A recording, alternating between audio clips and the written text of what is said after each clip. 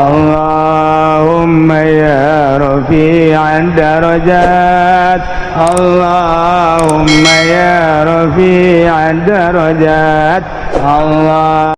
Moal bisa aya anu nabrak kana takdir sanajan urang bertadbir usaha urang kuku bahage moal bisa ngarobah kana takdir Allah subhanahu wa ta'ala.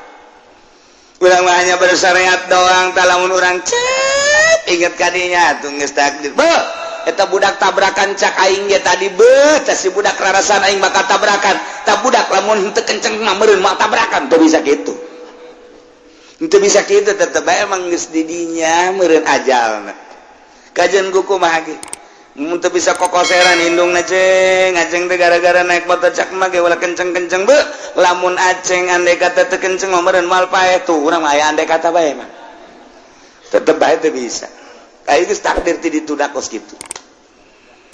Ya aing sebenarnya mah mun baheulana teu kadinya mah meureun moal kawin jeung si eta nya jorenya peke. Gara-gara aing ngaju cicing didinya ka baheula teh diajak ku babaturan aing ka daerah itu hanjakal teu bisa kitu emang geus kodok nanti ditu tulisanna bakal kawin jeung si eta atuh teu bisa geus bae ku ari mah maning bersyukur nuturkeun aturan-aturanana hiji onta teh antepkeun ulah diganggu gugat fazar wa taqul fi adillahi wa la tamassu bisuin. Masyarakat awam anu bararodo kaum cacah mah diandat teh arariman kapanasan kaum anu dilelur pemimpin pemerintahan terutama di kalangan kerajaan ieu kunaon jelema ngagelok kasih soleh maka tuh nyanangayakeun gerakan-gerakan anti soleh di mana-mana pamflet dipetakeun kuari loba aturan-aturan anti soleh. Tuh aya nanti pamarentah kacau balau negara ditendun eta pamflet teh dihandapeun tangkalambon dihandapeun tatangkalan teh dipasang-pasangkeun sakumaha kuari nu deuk pilkada jadi DPR lama di tanggal kayu teh kuntianak kuari mah gambar kiai tanggal kayu teh di tiang listrik gambar kiai geus puguh DPR nama jatah mah kuntianak lalakina ieu dibarengan dihijikeun jeung kiai ulah sok sedih jasana le gambar kiai kahujanan kaanginan make udeng-udeng deui kiaina ge jeung Habib Sarua hanya untuk sebuah kepentingan. Masalah sih cenah aing mah teman gambar ieu aing mah henteu atuh teu naon atuh aing mah maksudna ge lendek naon dengan duit kitu ulah loba omong cenah ge macem-macem bae masing-masing bae sih sok aja teger gitu tuh budak. Nah iya ganti soleh teh luar biasa terus bayakeun kumpulan sakumaha kamari di jalan iwati dibunuh ieu onta di samping ngarencanakeun pembunuhan onta pembunuhan soleh nage tetep kudu dibunuh bae. Masya Allah karim. Sedangkan Kangjeng Nabi soleh kade ieu onta teh kudu dijaga diantep sadaek nanyana lantarannya nama boga aturan sorangan ketika nyana kacai jang poenyana khusus jang nyana unggul isu giliran masyarakat jang masyarakatnya na moal ngaganggu lantaran ieu mah onta teh onta mujizat tuh susuna bisa jadi obat kesuburan jeung sajabana luar biasa tuh masyarakat mah iman ka Kangjeng Nabi soleh Kangjeng Nabi sallallahu lamun diganggu awas supaya khuwakum mazabun alim bakal kadatangan siksa kate Kangjeng Nabi sallallahu rencana punya rencana di kalangan bangsawan kalangan pemimpin di kerajaan Malki maka mulailah neangan jelema nu terkuat anu siap ngabunuh kana eta onta ternyata nu dijadikan pelor teh dua wanita nu dipakai kahayangku dua lalaki lantaran gelisna setan dinganana. Maka cek dua wanita teh kakak lamun hayang kakaula bogo kakaula ingin menyunting kaula kula mau pamenta iwati hiji naon tuh bunung onta soleh lantaran bogo atuh siap bae ulah ningga karek ngabunuh eta leuwih teh eta kakak mah siap bae atuh kitu nu bogo mah lantaran mariana jelema kaya maka neangan jelema nu bakal bisa dibeli ternyata aya seorang manusia anak zina ngaranna Ki Kudar. Maka Ki Kudar teh didatangan seorang geng anu luar biasa ye asalnya nama dibere ameulina bae sakumaha kahayang Ki Kudar bakal dicumponan maka Ki Kudar siap untuk membunuh onta soleh bahkan Kanjeng Nabi soleh nage siap untuk dieksekusi. Wih, pohar Ki Kudar. Maka kaum Samud anu geus sepakat sameme ngayakeun pembunuhan onta teh ngayakeun undang-undangan ti soleh bahkan sababaraha tokoh masyarakat anu iman ka Kanjeng Nabi soleh dipanggil dijeburkeun ka penjara digebuskeun ka penjara. Masyarakat teh diembargo ku pemerintahanna sorangan roda perpolitikan jeung perekonomian teh ngahajat disalurkeun ka masyarakat ku sadome hasud lantaran Kanjeng Nabi saleh loba pengikutna maka masyarakat teu meunang migu jeung nuturkeun ka Kanjeng Nabi saleh perekonomian ku pemerintah sorangan dibatasi ditarangkepan jelema bahkan isu nu santer Nabi solehna akan dibunuh. Ya Allah akhirnya jadi akalun saya titilah sekian puluh ribu ratus ribu masyarakat teh anu iman ka Kanjeng Nabi soleh lumayan tapi ente cara Kanjeng Nabi Daud teuing ente cara Kanjeng Nabi Hud teuing nu iman ka Kanjeng Nabi soleh aya 4.000 manusia deres mah deres ya deres tina sekian ratus ribu manusia nu iman ka Kanjeng Nabi soleh 4.000 manusia tetap nyada maka junting di kuku mah aga iman mae bunuh masalah geus pokona nu penting ulama syahadat kula asyhadu an la ilaha illallah wa asyhadu anna shalihan rasulullah. Wah loba nu dibunuhan masyarakat jadi horeng tiba heula lalakon kos kitu kumpulan masyarakat untuk siap menyaksikan dibunuh onta Kanjeng Nabi soleh ku salah seorang manusia anu dibeli siap untuk membunuh onta tersebut ngaranna Ki Kudar udang kunyana onta sehingga saya udah dikupat kapit ku eta pedang kupat kapit langsung tublas kencing ku Ki Kudar baiklah onta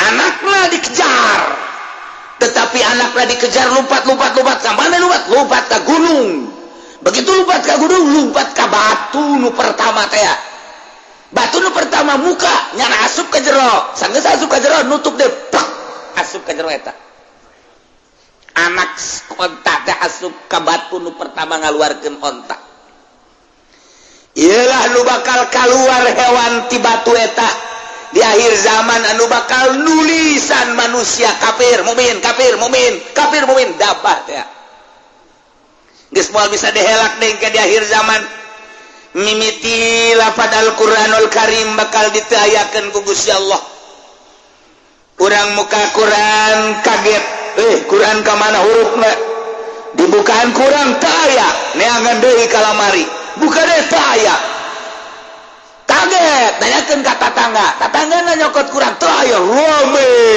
bakal ieu huruf Al-Qur'anul Karim tinggal aya jelema anu hafizul Quran eta jelema nu hafizul Quran teh ditita maca Quran urang ngadaengkeun nyana nu teu talar ngadaengkeun nyana cuman umurna sakedeung teu kebal mararaot anu talal Quran tinggal paling nu talar kulhu kayak gitu tah nu talar bangsa kula tu birbil falak binas anu bangsa lam yakunil teu katalar teh hese pabeulit Iqra lam yakunil hese eta mah pabeulit biasa sanajan ini tuh watini ge pambelit watini wa zaituni wa turi sinina wa hadzal baladil amin laqad khalaqnal insana fi ahsani taqwim summa radadna wasbana illal ladzina amanu wa sholihati wa tawassaw bil haqqi wa tawassaw bis sabr nah cak teh budak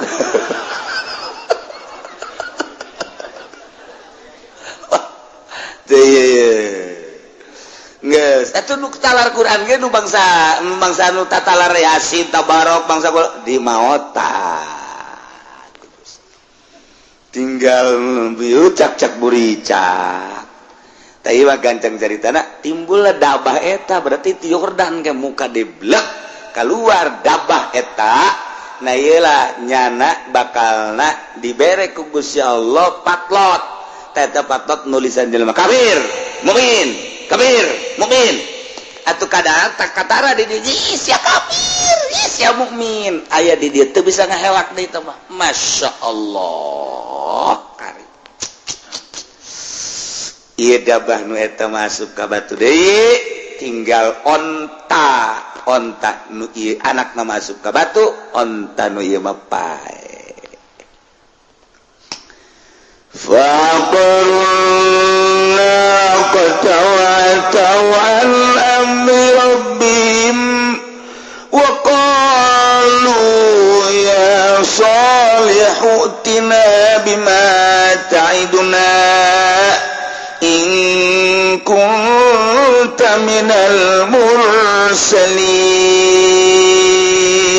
ayana kaum samud temarencit onta atas nama kaum Samud padahal nu mencipta maki kudar dengan perintahan kaum Samud rame-rame terutama para malawi yakni tokoh-tokoh pemerintahan pembesar-pembesar di negara eta harita dipaehan laku ki kudar wa taulalacut kaum Samud anam rabbihim tindak perintahan pangeran untuk kudu-kuduna dirawat dimulai diamankan endahan dibuang kawarahna kaum Samud teh luar biasa terpercaya karena karasulan jeung kanabian kanjeng Nabi Saleh alaihi salam bahkan wa qalu ngaromongna Saleh itina bima ta'iduna in kunta minal mursalin datangkeun coba ka kami kabehan ye jaon geus dibunuh nucak siak namun dibunuh bakal datang siksa ina datangkan coba siksa biba kaiduna janji anjeun ayo ingkul tabila mursalin mun maneh memang benar-benar mursalin datangkan siksa naon ayo ambo ya Allah ya Rabb cekang yang Nabi Isa cekang yang Nabi Saleh tamat tahu sok sesenangan mana dalam rangka 3 poe 3 poe deui bakal datang siksa Saleh lalu bawa omong kuari bae kuari datang 3 poe segala naon lah pangeran bodoh amat ambo cekang yang Nabi Saleh tetep bae pan kaula mautusan Gusti Allah maksudna diantarekeun datang ka 3 poe lamun teu aya perobaan 3 poe kakarak datang siksa deuk dikumahakeun cakaona deuk dikumahakeun kieu cekang Nabi Saleh dina 3 poe teh ke urang deuleu perkembanganna isukan isfarat wujuhum bakal kararoneng wajah deuleu bae isukan berubah wajah bakal koneng dina poean kadua imarat bakal beureum poean katilu fil yaumi salis iswadat hideung tah geus poean katilu hideung poean kaopat kakarak turun siksa delekeun ayo jangan udah ngomong meleh ngadenge siksa coba isukan koneng henteu beungeut kami Jinlah sajeroning nang tangan ka Kangjeng Nabi Soleh naku Gusti Allah tita kaluar ti nagara Yordan. Wahai Soleh, mane berangkat jeung pengikut mane aya sabaraha bae. Diperkirakeun aya 4.000 manusia loba harita sok berangkat keluar ti dinya. Dik disiksa cek Gusti Allah ku aing. Bakawarah ye manusia.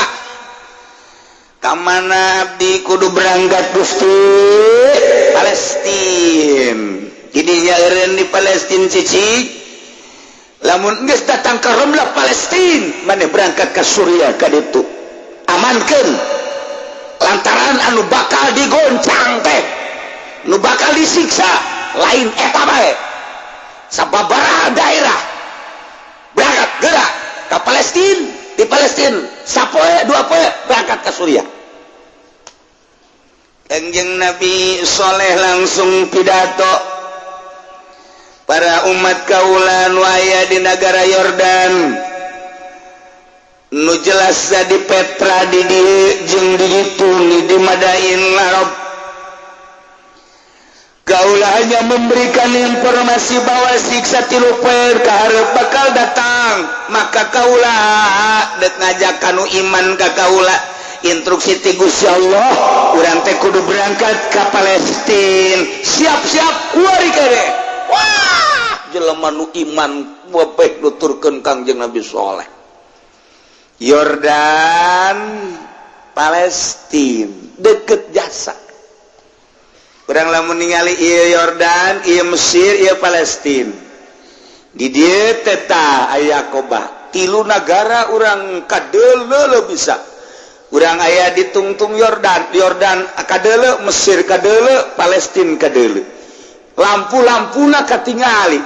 Ieu Kangjeng Nabi Soleh kita berangkat tadi dinya set ka dieu nyebrang ka Palestina daratan teu lautan. Daratan berangkat kabeh masyarakat Yordan di kamarana ngungsi emang aya naon bakal disiksa iraha 4 poe kahareup isuk bakal koneng banget isuk kadua beureum katilu hideung osok macem-macem meleh tiba heula ge jana teu karar itu atuh beureum aja teu berjamaah kabehan ya mah bakal tapi mendek disiksa lewat sok lalamunan teh sok teman-teman amat leh teh kami mah berserta anu iman ka kaula jeung ka Gusti Allah kami nek berangkat aya sabodo atuh dek berangkat mah kami nadaan di dieu siksa nyaho coba tapi lamun kami teu disiksa wah sial dibunuh gua gimana bae ayana kami geus mempersiapkeun manusia-manusia anu bakal ngabunuh maneh ayo berangkat Kangjeng Nabi Soleh ka Palestina lempang dirinya ke Palestina teh jadi kesanajan deket ya pandari lempang mapan meureun 4.000 manusia anu iman matu lain setik waktu datang kaisukan bener masyarakat pipina beungeut na kararoneng kabeh silih tunjuk beungeut sia koneng sia ge koneng emang aing koneng ngaca tuh itu koneng ikan koneng kabeh bungut koneng tias kabeh ulah-ulah bener ya si Soleh ya ekos kararieu mah omongan eceknya itu nepoean ka hiji koneng ieu bener ya sana para rias ge tapi jangan percayalah orang ulah wakalan ulah kepercaya kadenge kabar berita ka Kangjeng Nabi Soleh bahwa beungeut umat nu aya di Petra teh kararoneng tuh berarti jadi ya siksa kajen kumaha ge Kangjeng Nabi Soleh kan geus indit jeung nu iman. Masyaallah. Poean kadua bareng kulit manusia silih tunjuk sia beureum. Bobeh rame. Di negara Petra teh rame harita teh ieu urang bareureum kieu teh pan meureunanan cek si Soleh teh cenah bakal datang siksa mimiti karoneng ngaju bareureum. Ieu urang geus kieu kumaha apa iman bae gitu ka Soleh? Penasehat hukum Yusril berendang Waka iman tuh tunggu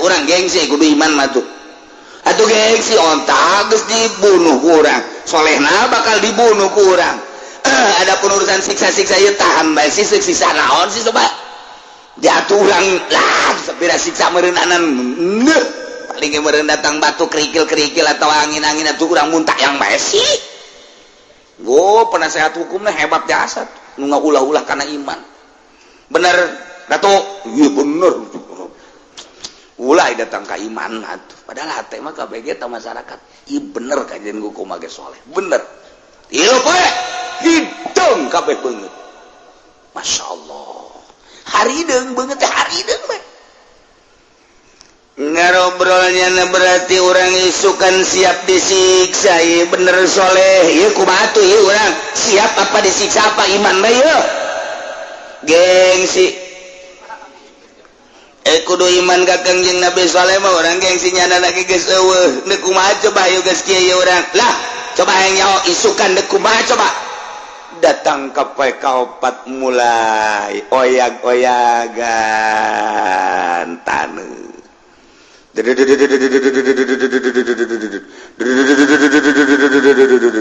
hoi aya lininya bener lini urang ke mana ya tahan lini sakit iyo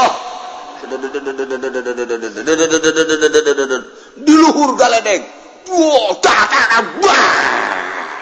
tadi dong jekung bedug dah mah ge kos kitu mah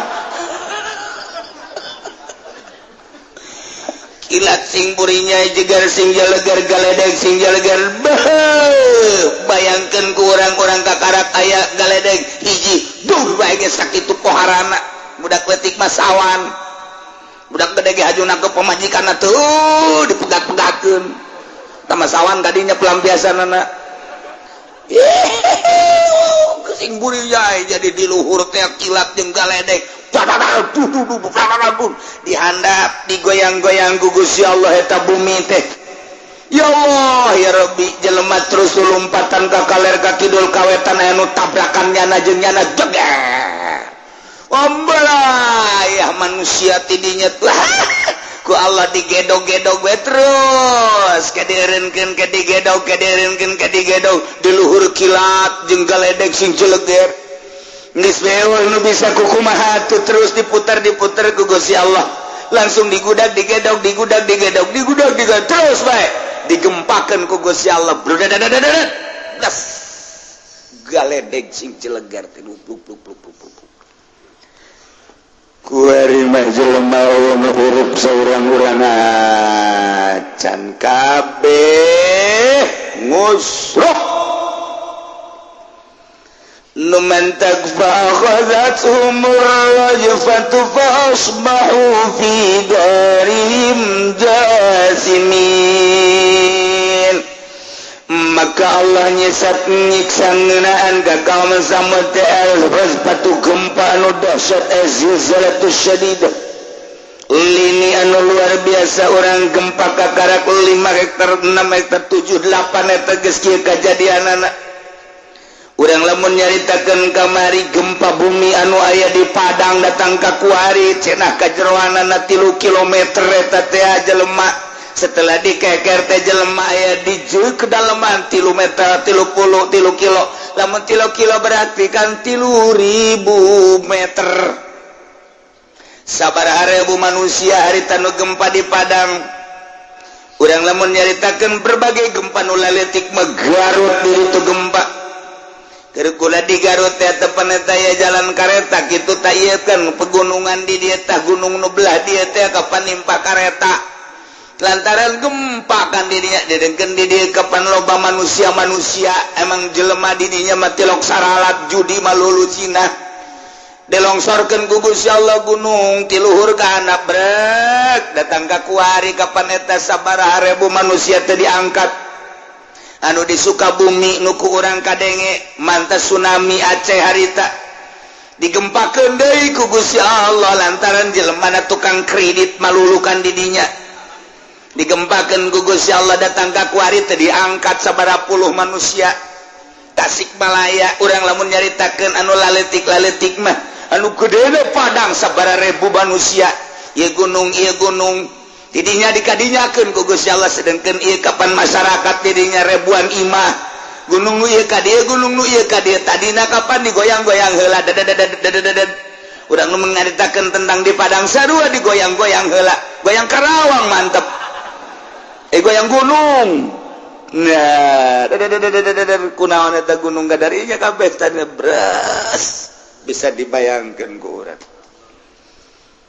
Masya Allah karim iyalah fa akhadhat umur rajfatu diabadikeun di Al-Qur'anul Karim kejadian tentang kaum Kangjeng Nabi Saleh yakni kaum Samud urang bisa maca batin urang bisa nerawong komo lamun urang geus ka Yordan urang geus ningali ka Petra oh iyalah ditinggal kaum Kangjeng Nabi Samud mun urang ka Saudi Arabia kemudian berangkat menuju Syria belakang kiri non gitu ka utara didinya ka Penayam Madain nah didinya ge sarua aya gunung-gunung anu dipatri dipahat dijadikeun bangunan-bangunan masih diabadikeun datang ka kuari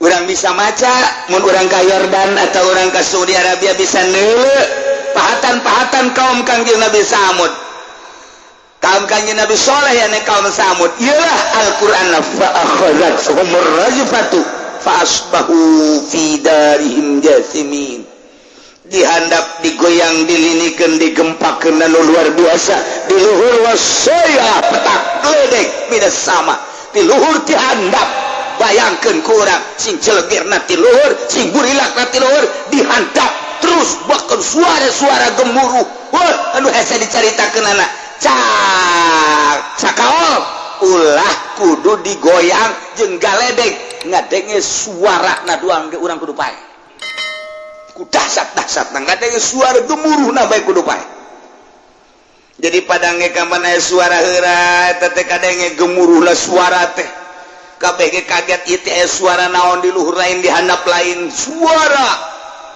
deuk aya tsunami kapan suara sarua bae tete suara kos gitu misteri tete suara kos Gunung Galunggung Tasikmalaya waktu kuda di Garut harita tete kapan cek kurang Tasik na aya suara heula guru-guru dugan aya kaget kabehan ge orang Gunung Galunggung dibere suara heula nu mantak wali Allah mah dibere tanda-tanda lamun teh mah aya gunung kemudian hewan-hewanna tarurun teh berarti deuk disiksa urang kita hewan-hewan tarurun eta teh ngabejaan ka para wali Allah mah ku bahasa isyarat hewan anu pahameun wali Allah mah sarua jeung utusanana bahwa gerak keluar ti dieu lantaran dieu teh deuk disiksa mungkin orai mungkin binatang-binatang nu aya di leuweung atau di gunung keluar eta ngabejaan entak sing ade bisi di lembur urang aya orai aya monyet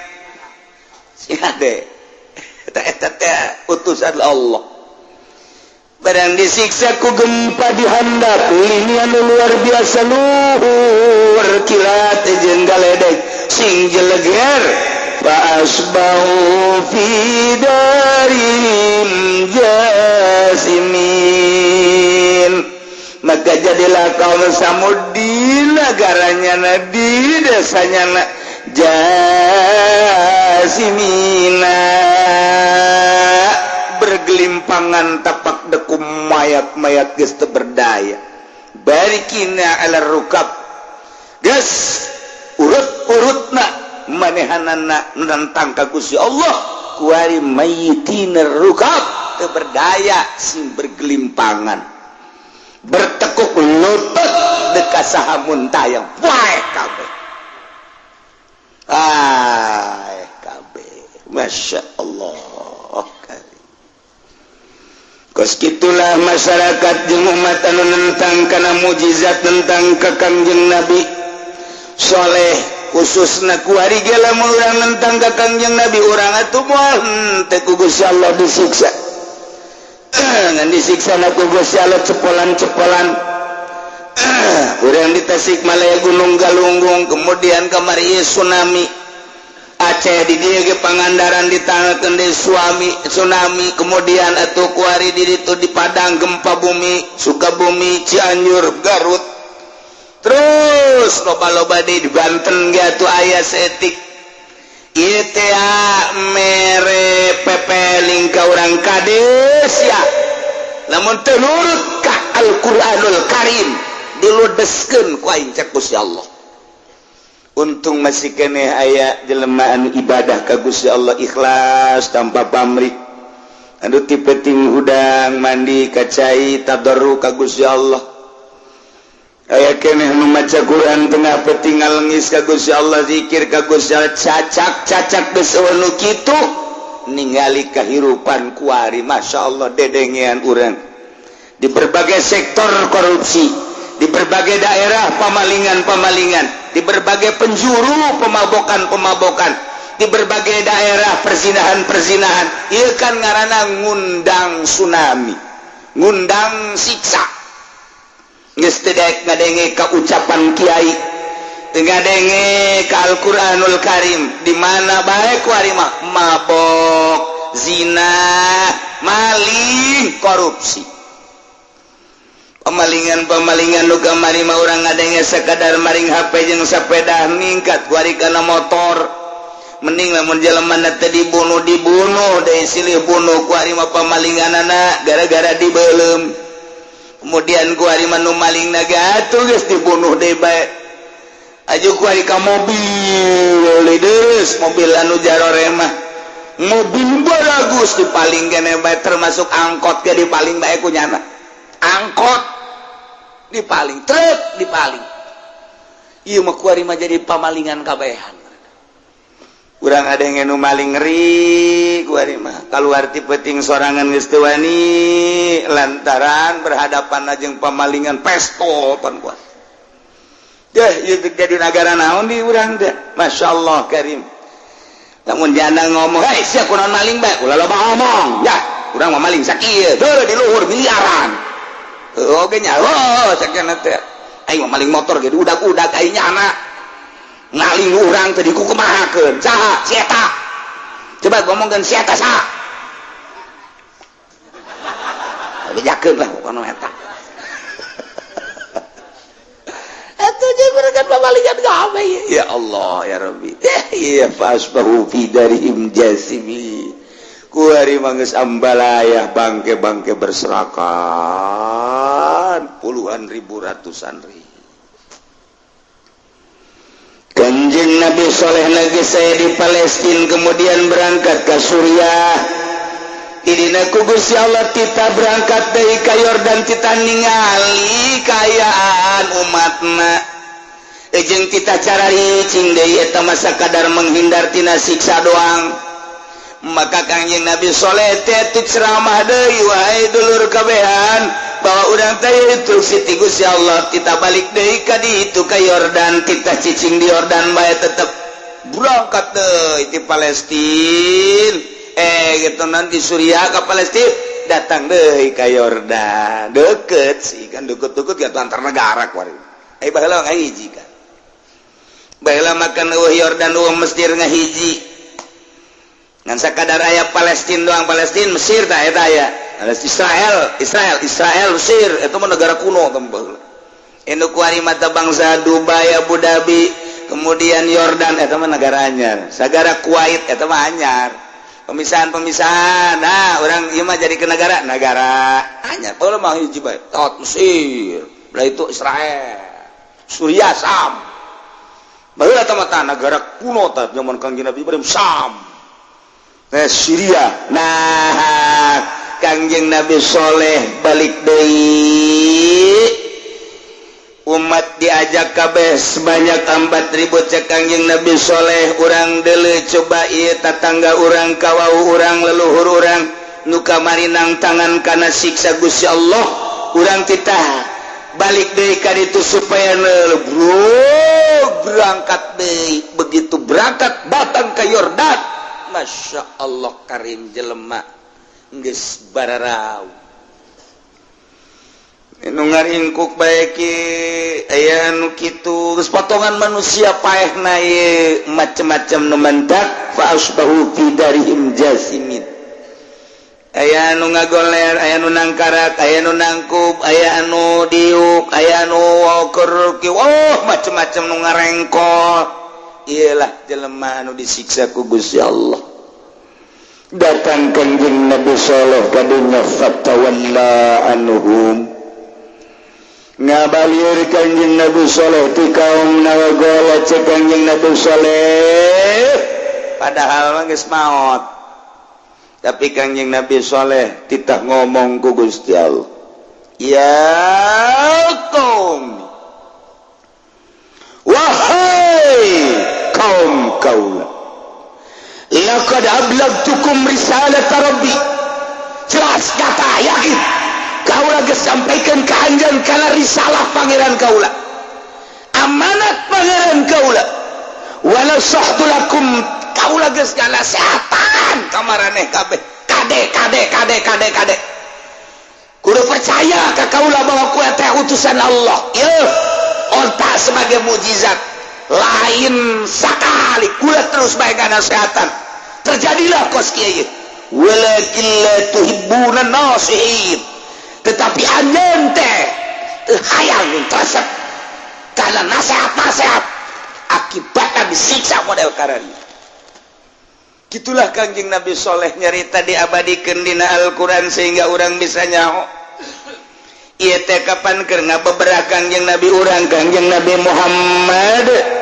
sallallahu alaihi wasallam ketika kanjeng Nabi dicaci maki diciduhan kanjeng Nabi bahkan direncanakeun deuk dibunuh nalangsa secara manusiawi kanjeng Nabi teh begitu kanjeng Nabi nalangsa dibere dongeng ku Gusti Allah caritaan kanjeng Nabi Soleh barang adenge caritaan kanjeng Nabi Soleh kanjeng Nabi urang ngaragap dada orang can sakumaha urang mah tuh geuning kanjeng Nabi Soleh mah pohara jasa jadi ngarasa leutik kanjeng Nabi dicaci dimaki dirusak sahabat dan lain sebagainya kanjeng Nabi narek dibunuh diusir eta kanjeng Nabi ngarasa leutik lamun deuleu ka kanjeng Nabi Saleh alaihi salam diabadikeun dina Al-Qur'an tentang kaum kanjeng Nabi kaum Nabi Saleh yane kaum Samud ucapan kanjeng Nabi Saleh na ieulah fatawalla anhum wa qala ya qaumi laqad ablagtukum risalata rabbi wa nasahtu lakum walakin la tuhibbuna nasihin kaunikanana aya dua manusia nu hiji awewe nu hiji lalaki keur eueuh di dinya nu hiji lalaki ngaranna Kiargol nyana keur ka tanah haram Mekah anu hiji deui awewe nyana keur nyaba keluar daerah dinya begitu ngadenge nu awewe bahwa disiksa di lembur eta awewe eta hayang nyaho coba kos kumaha siksana barang datang ka dinya lantaran nyalawat teu iman ka kanjeng Nabi Saleh eta gempa aya deui jangan gempakeun sorangan doa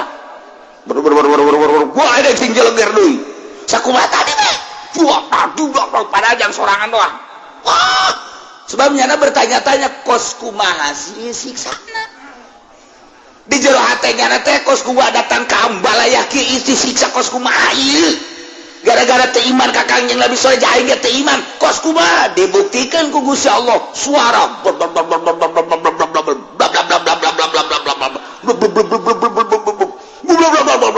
wah si jeleger tubang wah goyang di hadap paeh tinggal Kiargol nu keur aya di tanah haram Mekah nyana ngadenge bahwa ieu negara dua negara disiksa hiji di Arab Padain nomor kedua Padain Soleh nomor kedua di Yordania nyana hayang gegeraan bae balik ka ditu hayang neuleu sarua jeung nu tadi di kos kumaha cenah eta siksana coba aing hayang nyaho padahal mah nyana lamun cicing bae mah di tanah Mekah atuh aman nyana moal paeh tah urang mah make padahal mah nah naon orang masuk make padahal mah bae padahal tuh geus moal bisa geus aya qada jeung qadar Allah adalah pelaksanaan Gusti Allah di alam itu. Qadar ketentuan Allah kuari ngahiji kodo jeung qadar. Moal bisa aya anu nabrak kana takdir sanajan urang bertadbir. Usaha urang kukumaha ge moal bisa ngarobah kana takdir Allah Subhanahu wa taala. Urang mah hanya bersyariat doang, talamun urang cek inget kadinya tuh geus takdir. Eta budak tabrakan cak aing ge tadi teh si budak rarasan aing bakal tabrakan. Tah budak lamun henteu kenceng mah meureun moal tabrakan teu bisa kitu. Henteu bisa kitu tetep bae emang geus di dinya meureun ajalna. Kajen kuku mah ge. Mun teu bisa kokoseran indungna ceng, aceng teh gara-gara naik motor cak mah ge ulah kenceng-kenceng lamun aceng andai kata teu kenceng mah meureun moal paeh tuh urang mah aya andai kata bae mah. Tetep bae teu bisa. Aing geus takdir ti ditu da kos kitu. Ya aing sebenarnya mun baheula teu kadinya mah meureun moal kawin jeung si eta nya jorenya peke. Gara-gara aing ngaju cicing di dinya ka baheula teh diajak ku babaturan aing ka daerah itu. Hanjakal teu bisa kitu, emang geus kodok nanti ditutulisanna bakal kawin jeung si eta. Atuh teu bisa, geus bae ku ari mah mending bersyukur. Bersyukur bae geus jore urang usapan jorena batu cincin ge jore jadi herang. Batu cincin menang meuli di dinya dipuri jaza. Waduh, hideung digosokan coklat setik digosokan, bogal peuting atuh herang. Atau pemajikan orang ya kurang di lapan, kurang di bagus-bagus atau herang majikan orang. Ieu mah tun mantak henteu kadeuleuk bagus teh mah kos batu cincin diantep jeung garogek. Pandian ku urang pemajikan ka dieu sia ku aing di pandian gari-gari. Benar enggak ku aing dek diusapan ieu. Aing meuli penggosokna tuh. Gosokan 5.000 aing meuli ya.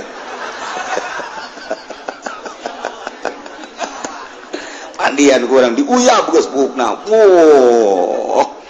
Ulah hese-hese geus pokona mah make eta teh naon garang-garana baheula mah pare teh sabu pare dibeulem. Wah, ieu kan kumaha ieu membukun ti anak cak urang teh ieu. Beres di sabunan mah diais urang memajikan urang. Aju urang eta kuari digosok sat-sat pan Pak. Iya berang. Atuh lain herang ledeh ieu mah. Sapoe dua poe pameulikeun urang parfum nu bagus. Atuh naon kitu ngaranna wedak ieu mah wedak mah keli bekel. Nya ngahutang deui kalina get. Dek gelis kumaha atuh bedak keli. Oh, tetep parang ti dampal dikabeungeutkeun atuh. Kali mah pada tidak ampal, dikabeungeut teu beres atuh. Nah, nu bagus emang nu kos kumaha kiai, dalah kolot baheula. Meuli di pasar kemis anu baruleut teh eta di caian eta nu hebat mah. Oh, tah mah kieu leuwih parah tah mah kos kitu mah. Baheula mah aya di pasar kemis tu baruleut teh datang ka imah aja di caian angel jasa eta ka ieu nu ngaranna jatuh jasa Pak. Menang di Gunung Karang masalah tah mah meureun.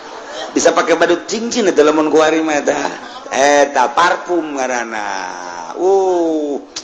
Terus dipakai sawak-awak mandi aju digosokan daki beunang kabeh. Eta baheula mah aya kos kitu eta. Nah, jadi sengit awakna beulikeun ku urang baju nu bagus, anu rapi. Melilipan anu hideung-hideungan. Masya Allah, tuh orangnya dipandang ke orang jadi ya Inggris dibagus-bagus ke jajore bah heran ya.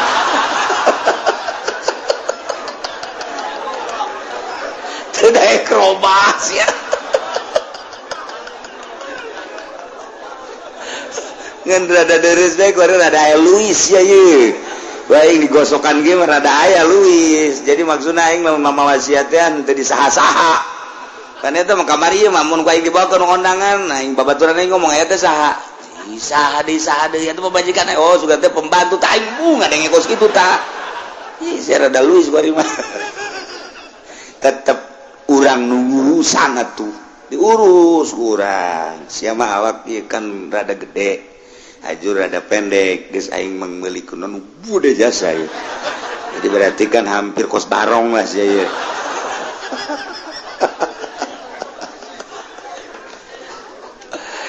Masya Allah Karim.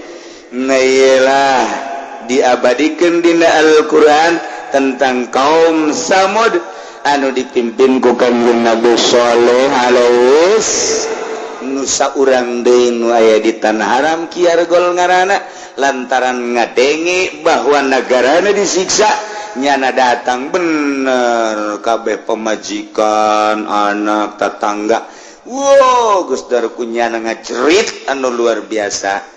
Bertanya-tanya saruanya naga ieu si kumaha siksaanana datang ka pararae kabeh, datang ke bangunan-bangunan ngan sakadar bangunan gunung bae anu henteu dirobajang diabadikeun ku Gusti Allah. Adapun nu lain-lain mah nu di dataran rata, anu di macam-macam beak bae geus kabeh teh ku gempa. Nyana bertanya-tanya dahsyat amat, kos kumaha siksana sih ya? Mulai wer wah. Naon ieu? Naon ieu cek nyana ieu? Mulai goyang-goyang. Ih, kayak gitu si goyang kieu. Naon ieu meureun ieu siksana ieu kos kieu. Meureun kos ieu teh sabaraha. Wah, di luhur mulai kilat, mulai wah, gua ledek sing cilegan dadat. Jang maehan sorangan doang lantaran bertanya-tanya kos kumaha siksana sih. Maka ku Gusti Allah dibuktikan disiksa deui model kos kitu. Mendekang yang Nabi begitu berangkat yang para sahabat di Wadil Qura terus melalui Madain Soleh. Kangjeng Nabi memehna dongeng ta ieu teh kaum-kaum Kangjeng Nabi Soleh nu baheula disiksa. Ieu teh Saudi Arabia, ieu Madinah terus ke belah ditu ka Kaler.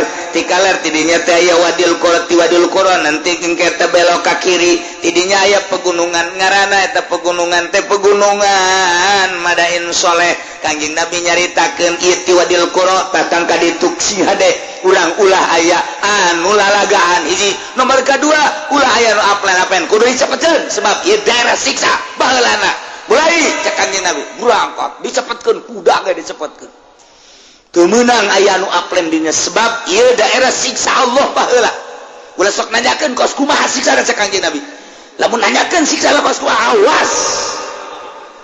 Wow, datang kan nyebrang ke arah Kanjeng Nabi. Stop, anda pentanggal kormat.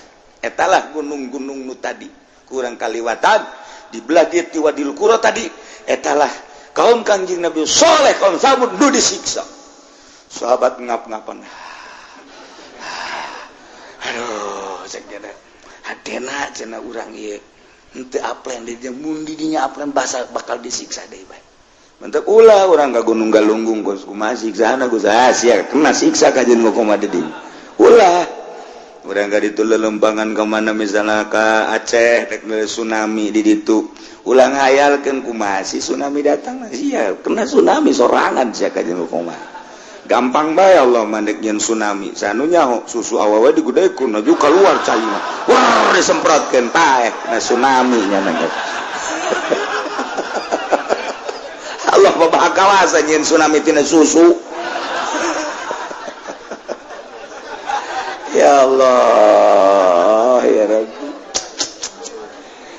Selesai Gusti Allah ngabeberah Kanjeng Nabi melalui dongeng kaum Samud dipimpin ku Kanjeng Nabi Saleh alaihi salam.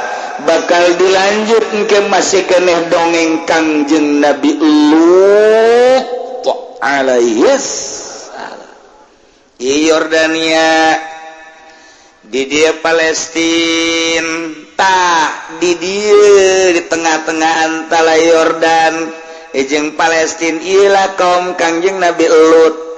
Jadi masih keneh Yordan keneh ngan jauh hari nu tadi mah Petra kebelah ditu wetan hari ieu mah di dieu nah keh urang bakal nganyahokeun tentang sifat-sifat jeung tingkah kaum Kanjeng Nabi Lut alaihi salam jeung bakal dikumahakeun ke kaum Kanjeng Nabi Lut ke urang lanjutkeun minggu hareup wallahu a'lam. Bismillahirrahmanirrahim. Qala Ahmad ngucap sebagai Ahmad Imam Ahmad minal a'immati saking pirang-pirang imam walam yathbut li basyari hadza lan lara tetep kadhe ki basyar hadza ikila basyar sohbatu para rewangan na Rasulillah semertane Kanjeng Rasulullah sallallahu alaihi wasallam li anna Rasulullah karena satune Kanjeng Rasulullah sallallahu alaihi wasallam qad kubudai ketemen dan pupuskeun ya Kanjeng Rasulullah wa basyarun sahirun ala utai ki basyar iku kan cilik golong ucap ya ulama kabeh wa kharafa basyarun lan pikun sapaki basyar fi akhiri umri dalam akhir umri basyar wa kana lana ya basyar rajul su'in iku wong lanang kang lain taus tutup ya qaul kula unudawa wa tazabainu dawa kana khatimatu su'in ana pepugasan ki basyar iku pugasan kang ala bid'awati aliin radhiyallahu an kalawan duane kasirina ali moga nilar penuh sepelanu saking ali painam kesatune kalakuan iku lama balaghu samang-samang satu magawe ngali opanam satune basar bahai iku nyemelawa basar ibni Ubaidillah ing anak ronone ki Ubaidillah bin Abbas bola maka ngucap ya ali Allahumma atil umrahu wa alhib aqlan ya Allah muga ngadawakeun Tuhan ing umur ya basar lan muga ngilangkeun Tuhan ing akal basar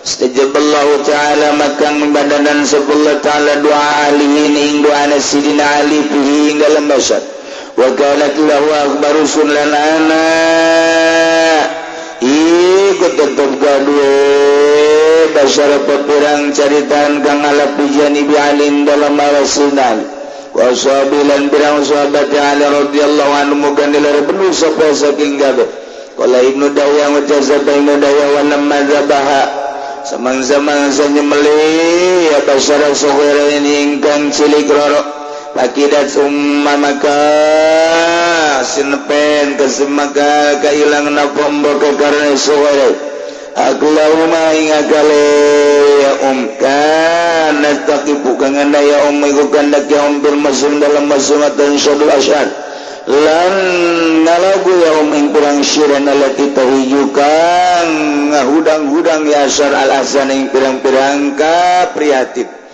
wa tabkilan nangis ya nawatubkil uyun lan nganangiskeun asyar ing pirang-pirang netra hatayan dari benas malam-malam nangis sapa anasu manusia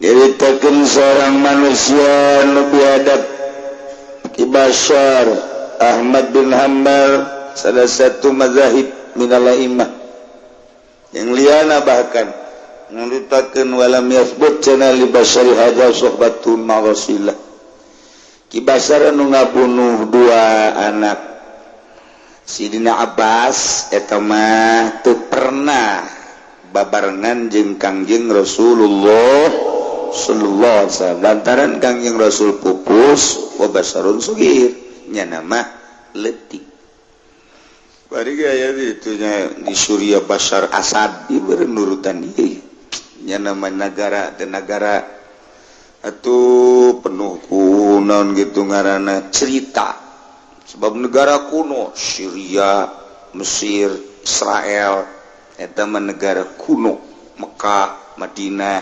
Turki, India eta ngaranna negara kuno urang mah negara urang anyar termasuk Amerika anyar ieu negara baheula boga sejarah di negara teh pohara jadi teu pernah cenah ngabatur ngabarengkeun Kangjeng Nabi jadi lain sahabat cenah mah golucek ulama Basyar di akhir umurna pikun jeung nya nama jelema anu suul khotimah rajul su'i cek Ibnu Dahyah tungtungna ki Basyar asad khatimat su'i dengan doa Sidina Ali radhiyallahu anhu begitu Sidina Ali nguping bahwa Basyar teh mencit dua anak Ubaidillah bin Abbas paman Kangjeng boga anak Ubaidillah boga anak 2 laletik berarti incu Sidina Abbas. Incu Sidina Abbas sareng incu Kangjeng kan berarti digigir. Nah, begitu Sidina Ali nguping bahwa Bashar mencit 2 anak Ubaidillah bin Abbas, langsung Sidina Ali ngadoa, Allahumma atil umrahu wa alhif aqlah. Ya Allah, muga manjangkeun umur kaki Bashar, dina sajroning panjang umur supaya dileungitkeun akalna. Masya Allah, doa Sayyidina Ali, fastajaballahu ta'ala du'aan alafi, doa alin fi, dijabah ku Gusti Allah. Umurna panjang. Nomor kedua, edan leungit akal, tokoh masyarakat anu luar biasa. Doa Sayyidina Ali manjur edan ya Allah. Kanat tahu akhbar sufi jadi di Ali wasab. Loba cerita-cerita goreng timbul ti arah sidari jeung para sahabat-sahabat. Pokokna mah geus walah wah bae geus jadi sampah negara, sampah masyarakat. Urang lamun nyaritakeun sampah urang sok ngadenge bae gedeng deui ge tah sia teh pejabat jadi sampah masyarakat. Berarti lamun jadi sampah masyarakat mah nya teh mun di pabrik teh naon garang-garangna?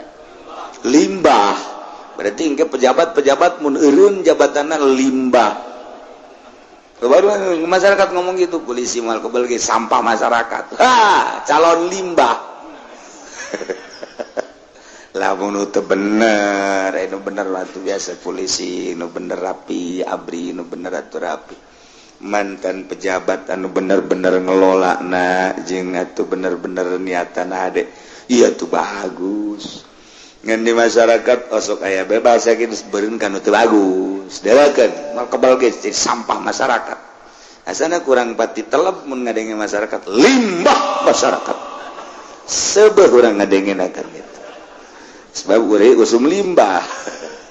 Cek Ibnu Dahya barang eta Kidahyah mencit 2 anak Ubaidillah, tidinya indungna langsung sok bakidat ummuhuma aklahuma sok kana takifu fil musimnya sok nangtung di musim haji suku sokna eta sok jadi mencerak orang masuk eta artina make tumun budak mah kaget teh ngaran sawan sebenarnya mun budak sawan mun kolot sok eta lamun belah ditueun sok ngaranna edan itu sotrais tadi gesarua ya sok kata ya. Jadi unggal musim haji indungna nyanang ngalaguna anu mantak ngahudangkeun kana kaprihatinan anu bakal nimbulkeun ceuri kana mata sehingga manusia nu ngadenge ngalngis mana nyanyianana ke minggu hari. Warwiya wallahu a'lam bissawab. Dikerjakan setelah sholat subuh dan sholat qada asar dikerjakan setelah sholat asar. Boleh ya, qada mah bebas, bayar utang mah bebas, mau jam berapa saja dipersilakan, tidak ada makruhan. Selanjutnya hapunten sadayana bagi abdi badana ros mun aya jalmi kacelakaan terus maut kenging bantuan ti jasara harja eta kalebetir kah mayit apa sanes atur nuhun tama sanes ngargi tirgah mah boga manehanana nu keur hirup telah paeh dibagikeun tama bibogana geus paeh jang jurig nomeureunna tama. Jadi lain termasuk tirkah pakai bae ongkos-ongkosna biaya jeung sajabana bagi ke dulur-dulur ngan lain tirkah mayit. Kemudian mana kiai anu dimulyakeun di Sinabes naon ieu teh Fatihahna nulisna bagus amat teh. Ibu abdi nuju tedamang nyaeta Ibu Halimah Tasik, mudah-mudahan. Kemudian anu ku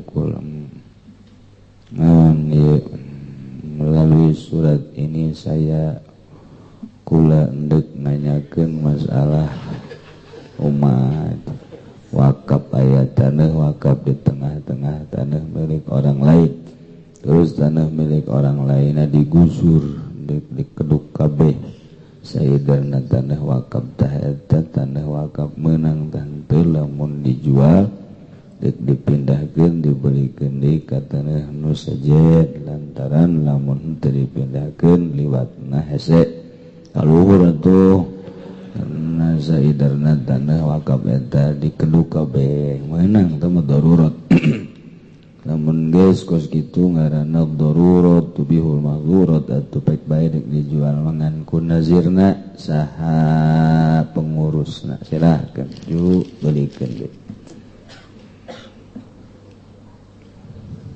Para jamaah kaum muslimin wal muslimat rahimakumullah. Alhamdulillahirabbil alamin. Dina minggu ieu urang minggu terakhir di bulan Safar. Hendak ngamimitian urang dina bulan Safar sakumaha biasa konatur pikeun kepentingan haul. Kaleresan haulna urang dina kaping 15 nanggalkeunana adalah minggu. Di minggu Senin Salasa Arbo Kemis Jumat Sabtu Minggu tanggal 15 Rabiul Tsani. Maretna adalah tanggal 20. Nah, jadi urang mulai dina minggu ieu ngamimitian donatur pikeun urang keneh jang urang babarengan taqarrub ruruba ka Allah melalui para wali-wali Allah Subhanahu wa ta'ala supaya maju agama urang kenalkeun diri urang ka para nabi leuwih-leuwih ka Kangjeng Nabi urang Kangjeng Nabi Muhammad sallallahu alaihi wasallam. Besi salahna nabi di akhir zaman mah loba nabi-nabi kajajaden kadengena teu bagus lamun nabi lahir di Kalideres asana ngadengena getek. Aya nabi urang Lampung, aya nabi urang Garut, aya nabi urang Pangodokan. Jore jasa tama komo boro-boro nabi nu lain nabi ge jore lahir di dinya Pangodokan. Tapi atuh geus kitu bae ti baheulana tuh ya. Jadi wawuhkeun diri urang ka nabi besi aya nabi-nabi kajajaden. Mentak unggal kitab ngomentar wajib urang mere penerangan ka anak urang hiji nabi urang ngaranna Kangjeng Nabi Muhammad sallallahu alaihi wasallam lahirna di Mekah diutusna di Mekah ngalih ka Madinah pupus di Madinah. Tah geus kitu supaya anak urang apaleun bolak-balik. Mantak derwe ku ahli sunnah mah dikembangkeun jadi tiap bulan Maulid ngayakeun acara Maulidan jang supaya ngajelaskeun kisah-kisah ti mimiti lahir Kangjeng dugikeun ka pupus. Urang manunggeus karolot alhamdulillahirabbil alamin ti mimiti muludan baheula cukup ku asraqol ku marhaba datang ka dikembangkeun ku ceramah-ceramah bahkan nu lain ahli ceramah ge seperti artis aktor milu ilu biung di dunia ceramah ku cinta-cintana ka Kangjeng Nabi nyahoteun ku resep da dibere amplop tah macem-macem pokona mah tah mah hiji Kemudian atuh kenalkeun diri urang ka para wali-wali Allah Subhanahu wa ta'ala. Abeh maju agama teh sabada Kangjeng teh aya penerusna, ialah para khulafaur rasyidin. Kabelah dieuna diteruskeun ku para wali-wali Allah, moal kuat agama mun dicekel lain ku wali. Lantaran gulak gilek bae nyekelan agama lamun lain ku wali. Wali memoal gulak gilek lantaran nu dilirik iwal tihiji keagungan agama Allah Subhanahu. Kaluhuran jeung kategeran agama ngajak wauh ka Gusti Allah hiji be eta be. Telurak lirik ka sisi ka gigir aya nu nawaran jabatan embung aing mah ka Allah we. Aya nu nawaran harta embung hayu urang ka Allah we. Aya nu nawaran berbagai macam embung aing mah ka Allah bae. Sakalina anslug di dunia organisasi jeung di perpolitikan nyana mangan sakadar dek ngagungkeun agama Allah, ngaluhurkeun agama Allah. Aya kesempatan mah di negara, di organisasi, aya kesempatan jang li i'la'i kalimatillah daek mun lain embung bae. Jadi teu gulak-gilek. Aya di mana bae lurus jang ngaluhurkeun agama Allah Subhanahu wa ta'ala. Mun lain wali gulak gilek akarat ditawaran jadi tim ngagilek adu tawar Avanza apa Innova geus lain agama deui. Tawaran di organisasi posisi sakitu bagusnya lain ngaluhurkeun agama pake rerebut itu keneh di pemerintahan pake sukat sikut tujang tajong geus lain jang ngaluhurkeun agama mentak morosot agama ajur agama mun dicekel lain ku wali Allah mah nu mentak tegerna agama dicekel ku para wali-wali Allah Subhanahu wa ta'ala. Alhamdulillah di Indonesia supaya aya Sunan Ampel, aya Sunan Kalijaga, terus Syekh Syarif Hidayatullah, di Banten aya Syekh Maulana Hasan Nudi. Berkembanglah agama ku wali dituruskeun ku ari ku penerus-penerusna nu jadi wali-wali Allah Subhanahu wa ta'ala. Entak Amerika beterseupeun ayana bangsa maulidan, ayana bangsa marhaba, ayana bangsa haol-haolan ki Amerika mengkecap lantaran nya nama teu didenge nambai ulama ke Amerika, ditambailah ulama supaya ngahancurkeun eta, diliberalkeun, dikapitaliskeun, disekulerkeun, ulah nyekelan agama nu asli. Baralik ke Amerika mulailah nyana dakwah ngabid'ah-bid'ahkeun maulidan, ngabid'ahkeun haul. Kurang puas keneh tambai ke Amerika dibuatlah JIL, jaringan Islam liberal. Dikembangkanlah di dia ku Fahrul, kemudian terus dikembangkan di dia ku Nur Khalis jeung saderetanana dicecer melalui Muhammadiyah, melalui Islam Jamaah, melalui PKS jeung sajabana. Kitu sejarahna. Si Fahrul mimiti nama teh bisi aya ngaran Fahrul Tajong habek. Eta mimiti nama panggil ke Amerika. Kitu sejarahna.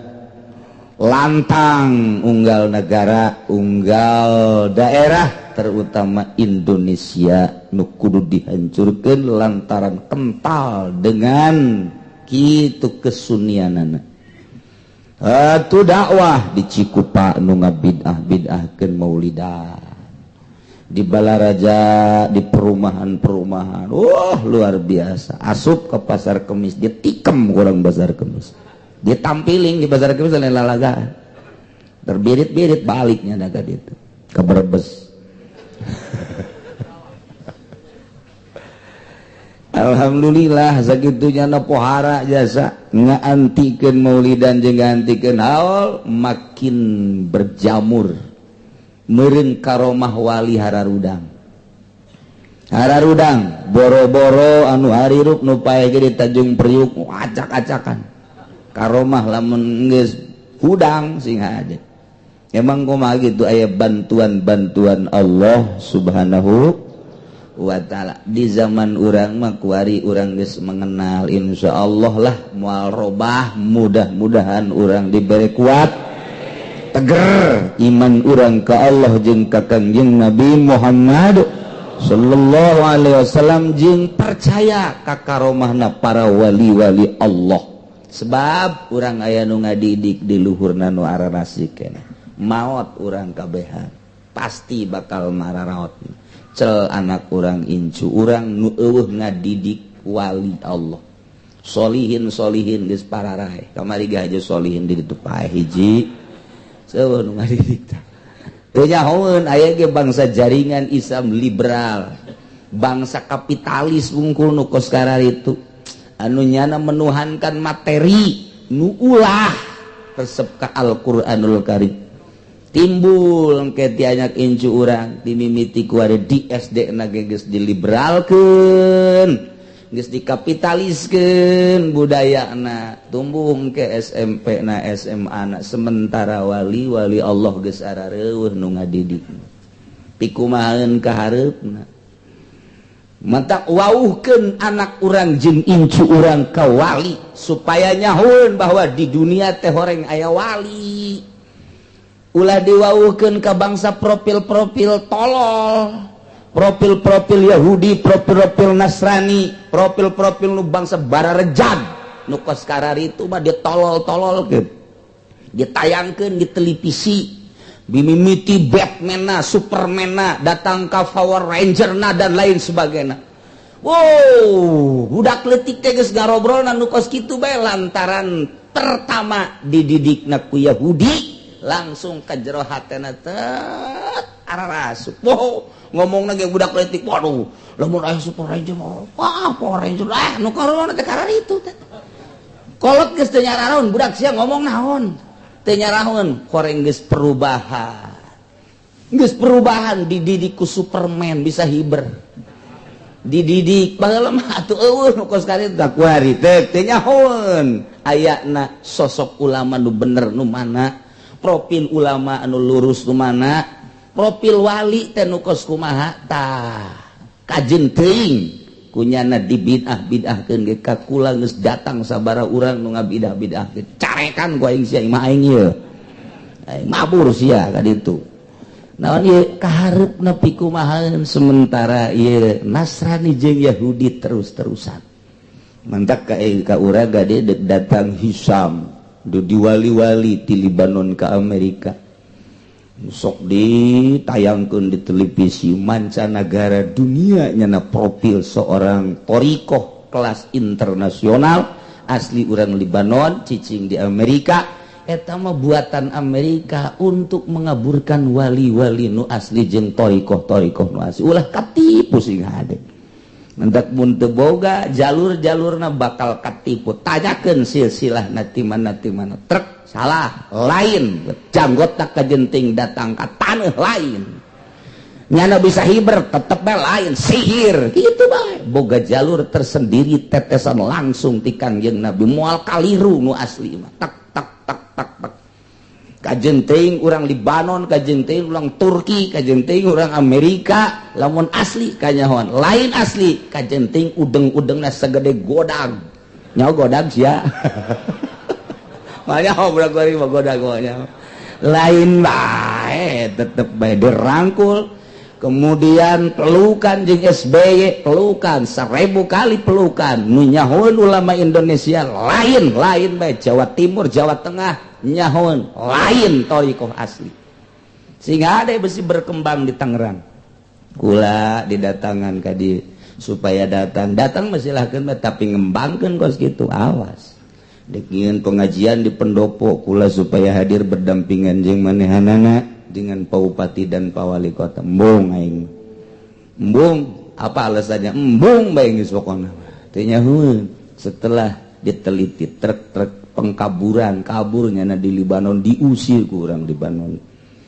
mendak mun teu nyaho bahaya nu kos kitu mah tuh aya nu zikir di mana ieu Cirebon mana silsilahna ieu hasilna kumaha ieu lamun zikir bisa wauh jeung jin jalain kitu thariqah mah lain ditawau jeung jin lain aya deui tek itu mana ieu mah teh anu nyanding ke Tuan Syekh Abdul Qadir ai mah nya Tuan Syekh Abdul Qadir nyanding kitu mah ngaranna kos itu genderuwo tuh macem-macem zikir di orang sing hade besi tipu lain eta zikir mah hiji titik dek makrifat ka Gusti Allah anti dunia anti makhluk anti materi anti nafsu hiji hayang wauh jeung Allah subhanahu mantak patennya nama teu bisa diganggu gugat ti Kangjeng Nabi ka Sayyidina Ali atau ka Abu Bakar Siddiq dua jalur tek teu bisa diganggu gugat aya lain kanyahoan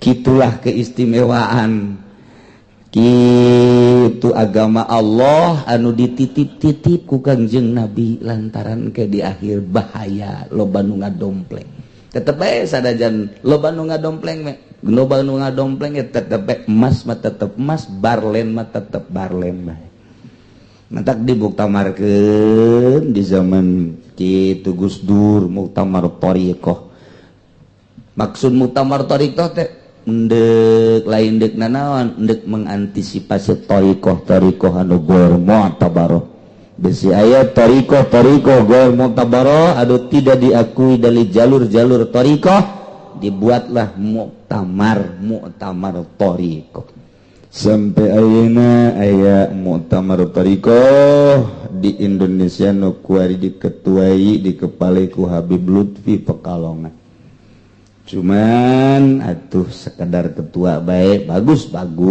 jangan mengecek muktabaroh jeung ghair muktabaroh dawu mantap di urang insyaallah minggu kamari dulu dicaritakeun ngundang Kiai Ndim ti Kendal undangan pertama lantaran TBB Jaka kula karat ngomong lang nya nangis ngomong kaditu atuh teu kapanggih kedua kali teka panggih ngahaja kula ngutus ti dieu berangkat sa mobil ka ditu alhamdulillah malah ngobrol panjang malah kitu ramah jeung sajabana naynyana insyaallah bakal hadir di haul urang geus teu kudu ngomong nu pinter ngomong urang kurang kumaha di Jakarta sakitu ambalayahna di Bandung sakitu ambalayahna ieu mah asal neuleuh beungeutna bae ieu lah beungeut jelema nu tilok hees ti peuting sakitu bae cak urang Cikupa aja aya aki aing tilok hees cenah batuk bae tapi tah mah gering tah mah tilok hees nah ieu mentek aya deui anu nawaran ti Kalimantan aya nu nawaran besi deuk ngundang aya hiji ulama di Kalimantan sarua ti lokal luar bae geus embungeun nya nama tapi muridna loba nu jaradi ulama ieu nu hese ge ieu teh nyitak ulama supaya dakwahna dipake karesep ta eta nu hese teh nu mantak orang-orang Kristen mah neuleuh gereja neuleuh masjid mentereng teh nya nama teu serab neuleuh masjid bahkan disumbang kunyana disumbang ku Kristen mah ditahieun masjid teh disumbangnya nama teu saeutik-eutik acan silau ka masjid bude mewah mentereng henteu sebab masjid mah teu pernah mencetak ulama tapi pasantren yayasan pasantren koskararieu nya gergeteun jasa sebab dicitaklah ulama-ulama nu lantang nu nyaritakeun haram halal tanpa pamrih tah di pondok pesantren kos kieu mendak trek digeser ku nyana supaya ulah kumaha ieu dengan caranya neuleuh masjid jangan nyumbang bikin masjid sanajan di satu tempat mah hese tapi nyana teu silau saeutik-eutik acan sebab eueuh hiji ulama jebolan masjid tapi pondok pesantren ieu gregetan jasa aja aing mah nyeun greget nyana bae geus pokona hendak aya jelema Islam gregetan ka kos kieu liberal berarti teh Islam teh tah kos kitu da ieu kuari urang insyaallah tanggal 15 urang ngarayakeun haul seorang kutub mulai ti kuari urang sakumaha biasa saikhlasna urang babarengan ruruba memperkenalkan diri orang kawali Allah anak hincu orang ngan ulah dibejaan nu sejen-sejen mah urang bae nu sejen-sejenan nu teu ngaji mah ulah urang bae geus lah kitu ge urang ge aya anu sempet bae nu teu sempet ulah geus teu deui mah urang bae sababarengan nyambungkeun silsilah urang ka para wali ti para wali langsung ka Kangjeng Nabi ti Kangjeng Nabi ka Gusti Allah Subhanahu wa ta'ala.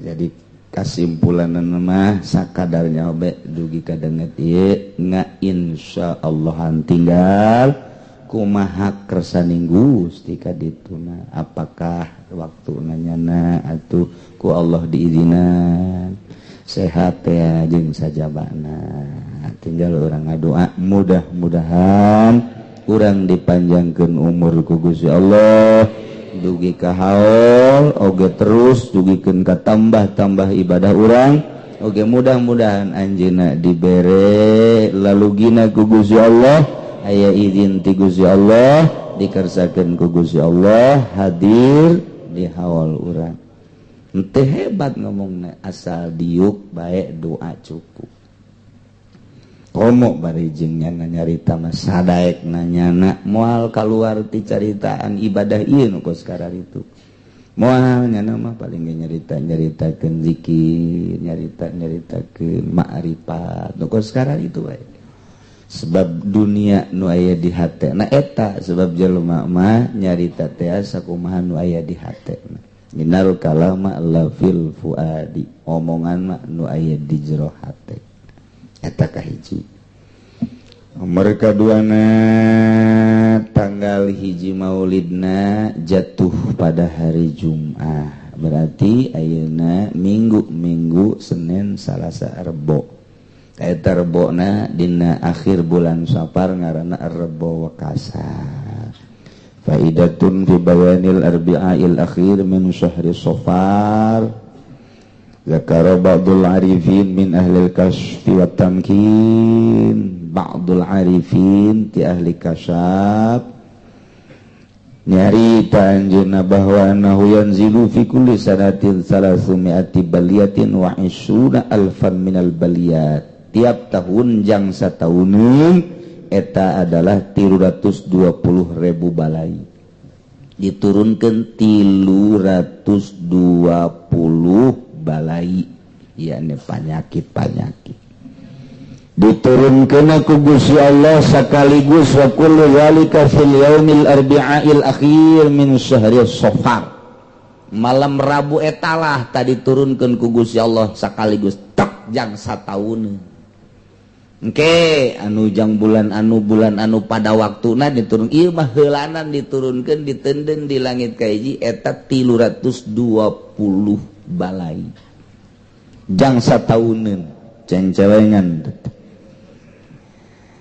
jadi atuh fayakunu zalikal yaum as'aba ayyamis sanah poe eta teh perbo eta tah watu pang berat-berat da pang bahayana poe dina sataun poe rebo eta tah rebo kasa rebo akhir dina bulan Safar pilingan kitu antisipasina taqarrub para ba'dul arifin ka Gusti Allah jaeta dengan kasafna dibere aya faman shalla fi dzalikal yaum arba'a raka'atin sajeleman nu salat dina poe eta 4 rakaat yaqra'u fi kulli raka'atin minha ba'dal fatihah surata idza a'tainakal kautsar 17 marrah. Dan selanjutnya ngan urang mah teu kudu, jadi urang mah teu kudu salat, urang mah geus teu kudu atuh emang kayang nah diulangkeun mah pas jasa atuh. Aduh, iya mah khusus di ba'dul arifin ka ba'dul arifin sebab moal bisa cara nah geus jalain jang umum jang khusus baik. Jang umum teu kudu malah mun aya anu salat di masjid ulah milu urang mah ngan ngagenggeurkeun ge ulah. Bisi aya urang lembur ustad ngajakan salat terbokasat ulah urang.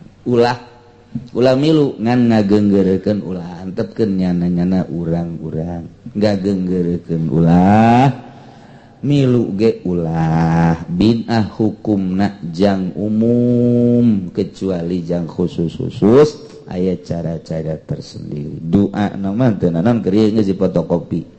Doa nanti Allahumma ya syadidal qawi ya syadidal mihal ya azizu galat li izzatika jami'u khalqika ikfini min jami'u khalqika ya muhassinu ya mujammilu ya mufassilu ya mun'imu ya mukrim ya man la ilaha illa anta bi rahmatika ya arhamar rahimin. Allahumma bisairil hazani wa akhihi wa jaddihi wa abi wa ummi ikfini syarra hadzal yawma yanzilu fihi ya kafi fasayakfikahumullahu wa sami'ul alim. Wa hasbunallahu wa ni'mal wakil wa la haula wa la quwata illa billahil aliyyil azim. Doa na eta aju nyieun salalim ba'da subuhna. Nyieun salalim azimah nah mun azimah nama silahkeun ka para kiai ustad nu bisa nulis ke ba'da subuh poe rebo kacaikeun hasilna memeh ngadahar jeung nginumna naon eta heula. Baheula geus difotokopi doana jeung salalimna ngan ku ari mun ditanya di mana teh fotokopian wallahu a'lam. Geus teu nyararaho deui. Boro-boro anu ngaji denge dan kilang ditulis ge neundeuna di mana meureun. Sakitu ge ditulis. Komo nu ngaji denge doang mah geus salsup asal asup ti katuh kaluar ti kenca, asup ti katuh kaluar ti kenca. Oh masalah sakitu. Pokoknya mah ngaji ngorot-ngorot dosa gitu bae geus. Komo nu geus kolot nu boro-boro nu geus kolot nu ngorakeun ge para rohwan bae. Komo haju loba nonton TV mah. Kamari pas surat Malaysia jeung Indonesia sabarang meureun ilmu nu nganceng eta. Ngaranceng ilmu sakali jeung surat ngaranceng geus teu karasa.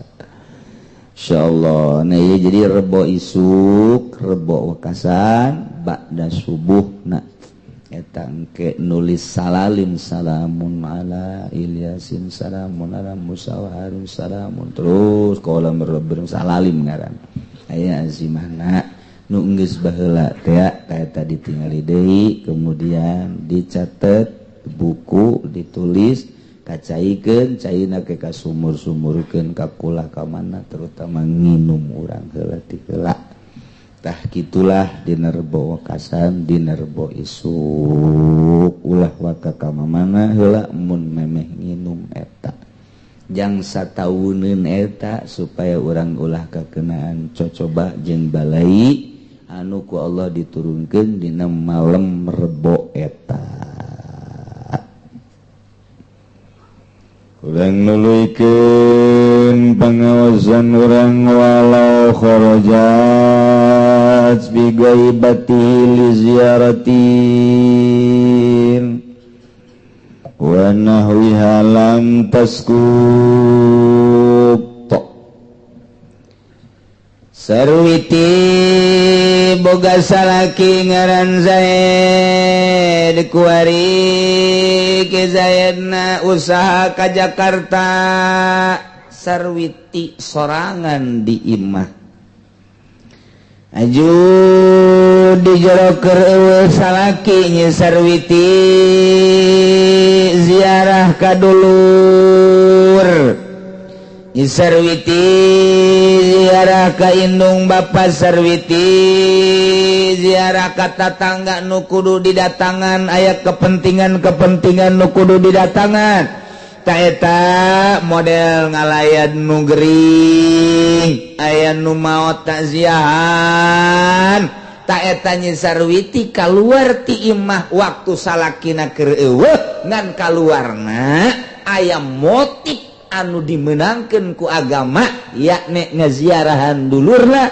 atawa ngadatangan indung bapakna atawa nyana ngalayan numur yang tatanggana atawa nu mau tatanggana tetep bae napakana teu gugur wajib bae Ki Zaid mere napaka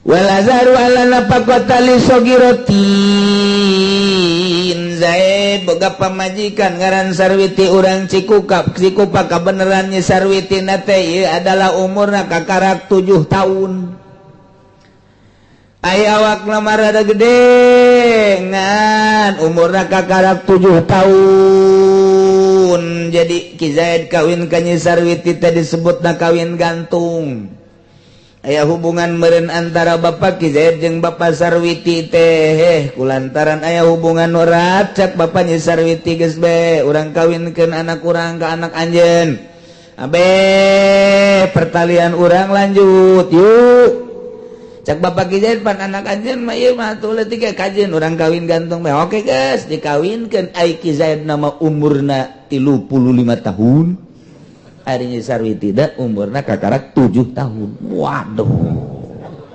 Bohara ya. Kulantaran leutik atuh can bisa dialep suka Nyi Sarwiti teh.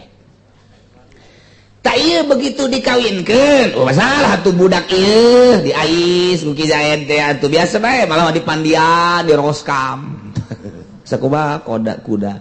Bandian di jero kamar biasa bae. Manian budak atuh ngaranna ge. Gelang ketek teh nyawan salakina tuh budak karena gitu.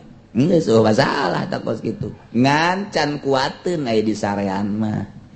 Ulah coba-coba kakarak 7 tahun di sarean mah. Asana bahaya ieu mah. Komo Ki Zaid umur 35 tahun mah. Aju pernah di Arab deui beneran.